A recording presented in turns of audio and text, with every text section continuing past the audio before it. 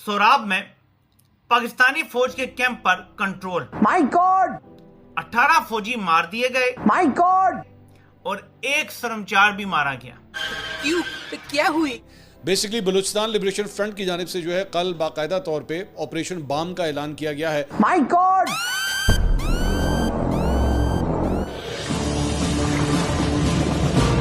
मेरे भाई उस्मान और जाबर आ रहे थे कोयटा से।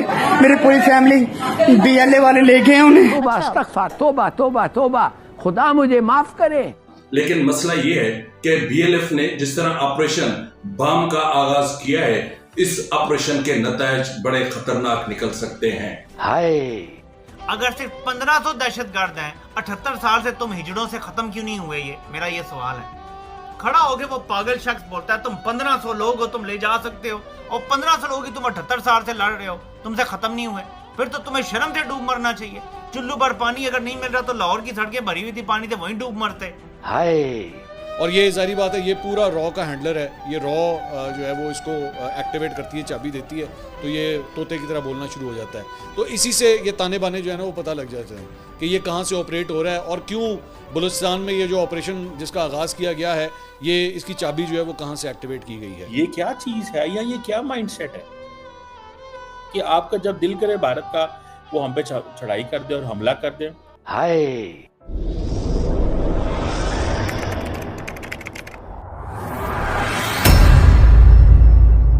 नमस्कार दोस्तों, स्वागत है आपका पाकिस्तान की बर्बादी में। जी हाँ, तो आज की बर्बादी कुछ इस तरह है कि भारत की तरफ से लॉन्च किए गए ऑपरेशन सिंदूर के बाद अब पाकिस्तान पर बीएलए यानी बलूच लिबरेशन आर्मी ने ऑपरेशन बाम चालू कर दिया है, जिसे देखने के बाद आज एक बार फिर पूरा पाकिस्तान छाती पीट पीट कर रो रहा है। जी हाँ, तो खबर कुछ इस तरह है कि कल देर रात बीएलए यानी बलूच लिबरेशन आर्मी की तरफ से पाकिस्तान पर ऑपरेशन बाम चालू कर दिया गया है, जिसमें सारी रात झड़प होने के बाद पाकिस्तान के कई सैनिक शहीद हो चुके हैं और पाकिस्तान के कई चौकियों पर बीएलए का कब्जा हो चुका है। और इसी चीज को देखकर आज पूरा पाकिस्तान ऑपरेशन बाम का भी इल्जाम भारत पर थोप रहा है। जी हाँ, पाकिस्तानी मीडिया की तरफ से यह दावा किया जा रहा है कि बीएलए को भारत लगातार फंडिंग कर रहा है और वो भारत ही है जो बीएलए को असला भेजकर हमें तबाह कर रहा है। जी हाँ, खैर दोस्तों, आपसे छोड़िए, हम पहले पाकिस्तानी मीडिया का रिएक्शन देखते हैं।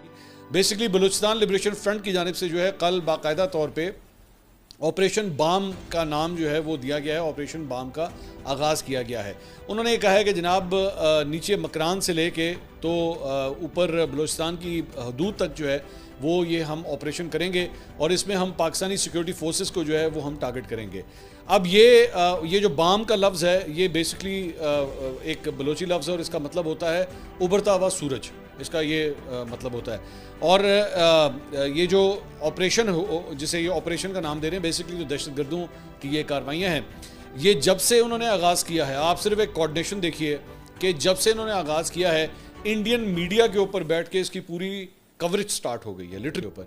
और ये जारी बात है, ये पूरा रॉ का हैंडलर है। ये रॉ जो है वो इसको एक्टिवेट करती है, चाबी देती है, तो ये तोते की तरह बोलना शुरू हो जाता है। तो इसी से ये ताने बाने जो है ना वो पता लग जाते हैं कि ये कहाँ से ऑपरेट हो रहा है और क्यों बलूचिस्तान में ये जो ऑपरेशन जिसका आगाज़ किया गया है, ये इसकी चाबी जो है वो कहाँ से एक्टिवेट की गई है। कर दिया पाकिस्तान से, इतना बददिल कर दिया कि वो जो अब बीएलए के लोग हैं वो कहते हैं जी हमने पाकिस्तान के साथ रहना ही नहीं, हमें अलग स्टेट चाहिए। ये नौबत इसलिए आई है कि फौज ने 78 साल तक दरिंदगी की है। इस मसले को समझा ही नहीं है फौज ने कि ये मसला सियासतदान हल कर सकते थे, फौज नहीं हल कर सकती। अगर सिर्फ 1500 दहशतगर्द हैं, 78 साल से तुम हिजड़ों से खत्म क्यों नहीं हुए? मेरा ये सवाल है। खड़ा होके वो पागल शख्स बोलता है तुम 1500 लोग हो, तुम ले जा सकते हो, और 1500 लोग ही तुम 78 साल से लड़ रहे हो, तुमसे खत्म नहीं हुए। फिर तो तुम्हें शर्म से डूब मरना चाहिए। चुल्लू भर पानी अगर नहीं मिल रहा तो लाहौर की सड़कें भरी हुई थी पानी से, वहीं डूब मरते। तो मतलब ये है कहने का कि इस टाइम फौज को जहां आसिम मुनीर ले आया है, फौज मुखालिफ जो पंजाब में इस टाइम सूरत हाल है, सोचिए बलूचिस्तान में और मर्ज डिस्ट्रिक्ट में क्या होगा। तो फौज को अपना एहतसाब खुद करना पड़ेगा। जनरल आसिम मुनीर को फौज को कटहरे में खुद लाना पड़ेगा। फौज फैसला करे कि इस शख्स को हमने कटहरे में लाना है, ये शख्स कैफरे किरदार तक पहुंचेगा, इसका कोर्ट मार्शल होगा, तो उसके बाद लोगों को लगेगा कि ये फौज हमारी फौज है, ये एहतसाब करती है, इसमें खुद एहतसाबी है।